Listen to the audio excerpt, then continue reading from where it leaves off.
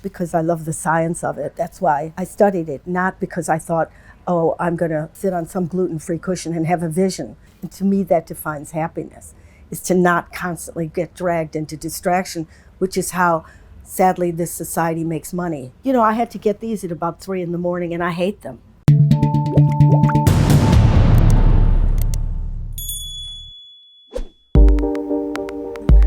Ruby Wax, welcome to How the Light Gets In. Thank you. So a few years ago, you started on a journey to seek meaning. Why the search for meaning? Well, I wanted to write another book, and I mentioned this, and they paid for it. So it was really not completely considered, but I thought this will be interesting, and they'll pay for it. I wrote that part of the book, These Extraordinary Journeys. And legitimately, you know, during lockdown, I thought, oh, come on, let's get a little deeper here. You kind of get this existential slap in your face and think, come on, what else is there? And I didn't study quantum physics. So I thought, this surely isn't all I've got. So I chose these at random epic journeys. So 30-day silent retreat, trying to get people out of Afghanistan, working in refugee camps, living in a Christian monastery, just things that would switch the paradigm. So I maybe would find faith, or I'd find compassion, or I'd find, and that was all right, but it wasn't a great bestseller. Then coincidentally, and I didn't do it for the book, I did have a depression after 12 years. So I suddenly had to do a journey in, but I'd already written a journey out, and then the two kind of met. So there was a full closure by the end of it, finding out why I was running so hard. And why did you choose those journeys, like spending 30 days in a monastery, going into Afghanistan to get people rescued out of Afghanistan? That sounds incredible. Why did you think that's where meaning would be found? Look, I was grabbing at anything. You know, we can repeat ourselves if we don't question it, or if you don't practice something to break the same old, same old. And then, you know, the neurons wire, and you think, oh, I am a victim. Oh, I am an anxious person. And we know this is just a fluid, constantly shifting thing. And so I thought, but if I train the brain, and I do mindfulness, so I knew 30-day retreat would be the Iron Man of mindfulness. And sure enough, something does happen. If you go to the gym enough, you're going to get a six-pack, like it or not. And if you exercise 13 hours a day, because I love the science of it, you know, and that's why I studied it, not because I thought, oh, I'm going to, you know, suddenly sit on some gluten-free cushion and have a vision. But I like the science, what happens with that exercise. So I got my master's at Oxford. They weren't teaching witchcraft. So I thought, well, maybe there's something to it. And sure enough, after many years, you know, it isn't enlightened. It isn't an empty mind. The human race are so stupid. It's neuroplasticity. You can't, you know, it doesn't work for everybody, but pull your attention when you want your attention. And to me, that defines happiness, is to not constantly get dragged into distraction, which is how, sadly, this society makes money. They take your attention. Yeah. What is the science behind silence being so important? It's not silence. You're doing an exercise. It's like, why are you sitting down and getting up, and sitting down and getting up? You want me, you know, somebody can explain that. There is a technique going on. You haven't got your eyes shut. You can do mindfulness. And I wrote a book called Frazzled, you know, while I'm sitting here with you, while I'm walking, while I'm feeding my kids, while I'm on the telephone, not, you know, while you're waiting on hold for somebody in India to wake up. It's an exercise, and with that exercise, you're buffing up certain parts of the brain. So the insula, the amygdala gets deactivated. You know, you're kind of controlling the cocktails that your body is making, but this time you're aware what it's making and you're working against it. And that's not the future, that's present. And I love looking in a scanner and seeing the effects of it. Again, nothing is 100%, and it could just be another conceit, but you have to taste it. Do you believe in free will? So this is almost like the self acting against its own body, or against some kind of like instincts of the body. But you could say that about learning any language. If you do practice something, that's how you stand up and learn language and whatever. So I don't care who's taking control of the throttle, something's happening. You could just live in front of television, and that would be meaning. But if you question it, and you're aware that you're spending 80% of your life mind wandering or watching Netflix, you might want to move the machine. It is a machine with consciousness. Where do you think this journey taught you about meaning? Is it something that comes from these big things, like big experiences? I'm saying meaning with a small m. I just did want to shift, and I thought it was a good book. But what was interesting is I would find whatever my definition is, which is connection.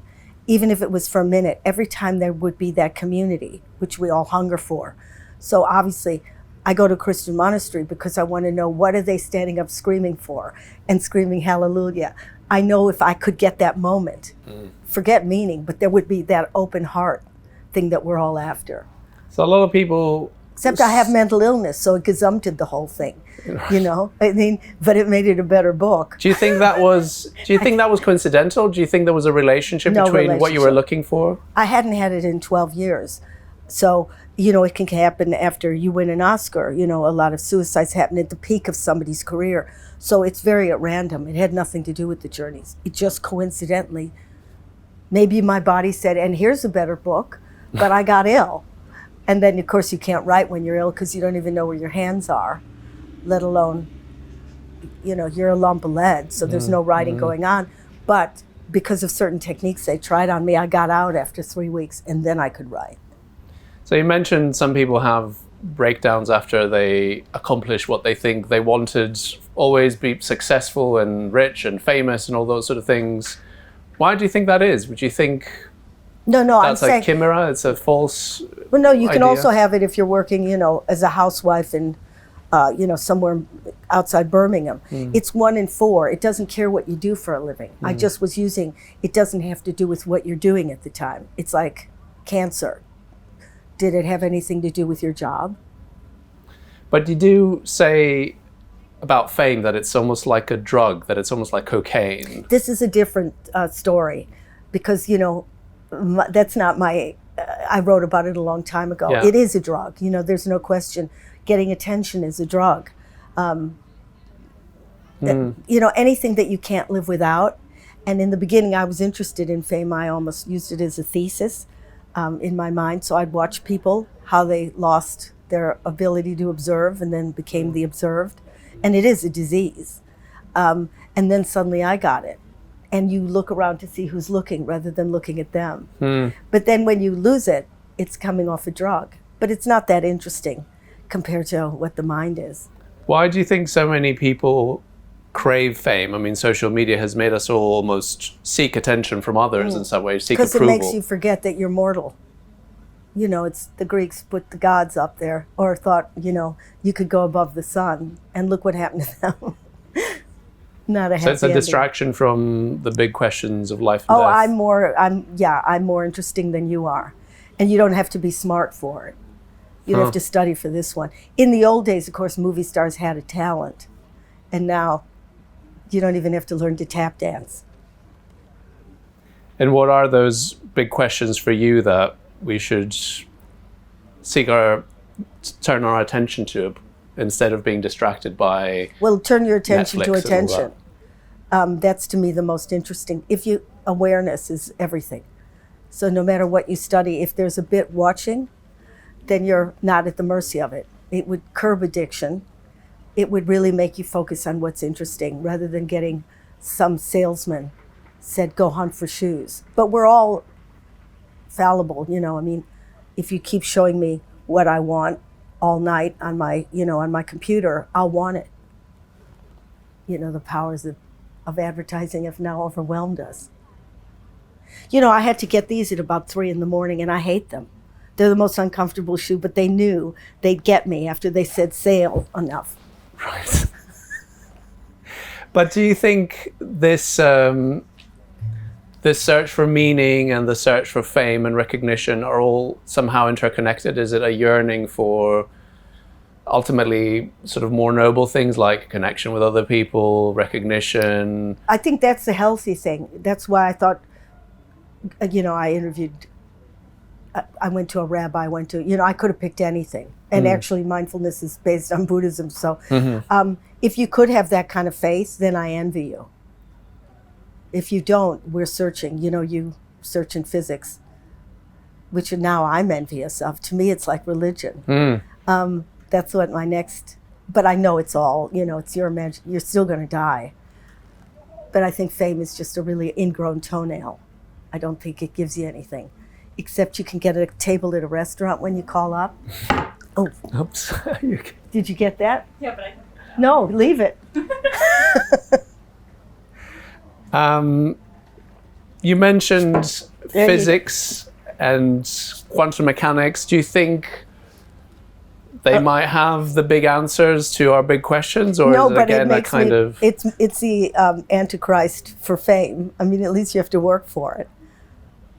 Do you think that's one of the downsides with fame today? It just comes too easy to people. I think it's a disease. I think that people that really have the talent and have a craft, they're still getting pleasure from it. It doesn't matter how much money they make. So it's still the pursuit of perfection, which is in science. There's a pursuit of perfection. Then everything becomes interesting. So it's sort of almost kind of looking inside rather than looking outside for meaning. So yeah, that's the ultimate, isn't it? Doing something for its own sake. And having such focus on it. But focus with attention that you might get too focused. It's such a tightrope.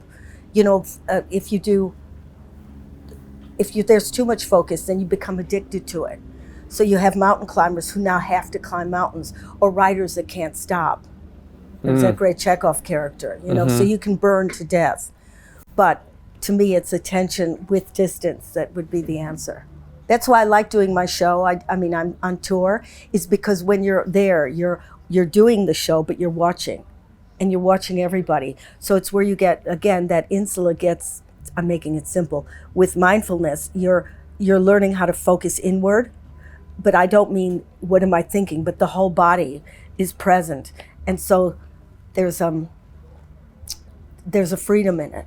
I'm not held by love me, or memorize the next line. It's suddenly you're connected. Is this a different form of being obsessed with the self, though? Is it also, I'm trying to perfect myself, I'm trying to become the best at this craft, even if it's not other regarding, even if it is for our own sake? Yeah, but we got to do something before we die. What are you doing? How are you keeping busy? If I could just sit here and look at the sky and be, but even Eckhart Tolle isn't there. He has to write a book. So one of the experiences you describe as part of your depressive episode is losing the sense of self. You said earlier you didn't even know, where your body was or anything like that. Is that a scary experience, or is it also in some ways liberating to be outside of yourself? Well, as I said, I've been doing a show for 15 years, not this one, where I used to talk to the audience. And today there was somebody who has cancer and depression. It's always depression that's worse. That's the ultimate. I mean, it's the ultimate pain. There's no pleasure in it at all. It's the black hole of diseases. How would you describe it to someone who hasn't had it? The black hole of diseases.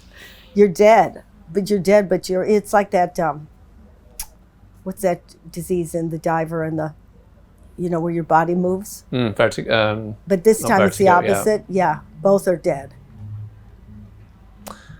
So if you were to go on one of your meaning-seeking journeys again, is there an experience you'd like to I don't think it's in the again? experience again. I mean, you learn that. And I end with saying home is where you're standing. So I'm not running anymore, because I found out by being in the clinic that I was locked in my house when I was a kid.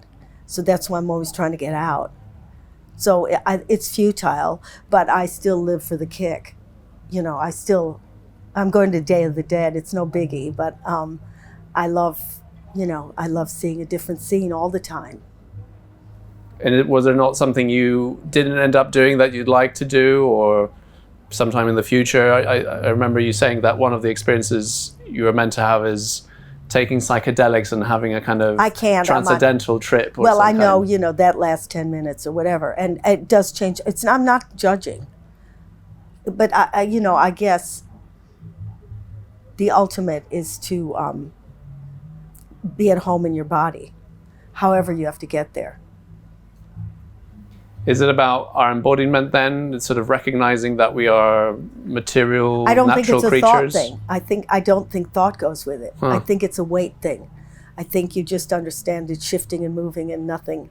I just happen to be in the skin of a female and I happen to be this age, but that's not it, you know. And I'm looking at you and I'm judging, what do you think of me?